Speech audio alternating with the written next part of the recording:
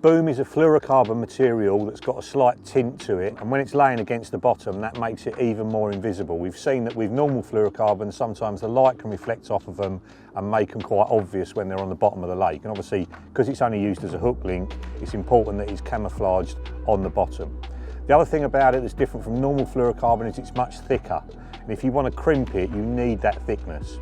And basically the rule of crimping is the closer the material is to the size of the hole in the crimp, the better the crimp will work, so the stronger it will be. So if you put IQ through it, for example, even in the 25-pound breaking strain, what you'll find is that the IQ rattles around inside each barrel of the crimp.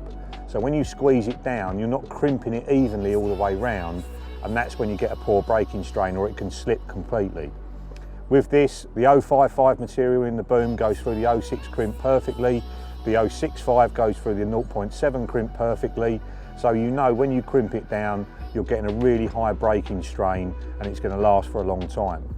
One thing you need to know as well is that the crimps have changed. So the new crimps are made out of a different material, they're made out of copper rather than brass, and they work with the boom. The old crimps don't work. What basically happens is the brass crimps will split in half if they're left under tension for days or weeks. We've learnt that from our own fishing. We've solved that problem by changing the crimps. So if you are going to use boom, you need to be using the new crimps, which are much darker in colour. There's nothing wrong with the old crimps if you use them with hybrid stiff, and if you use them with mouth trap, they'll work perfectly fine. But the new boom is basically forcing them apart.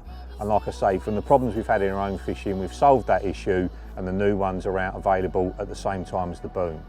Now, the difference between boom and mouth trap was designed for the upright section of a hinge stiff rig or for a chod. It's much thinner than the boom is, and it's much easier to bend as well and stay bent, which is what you want for that upright section.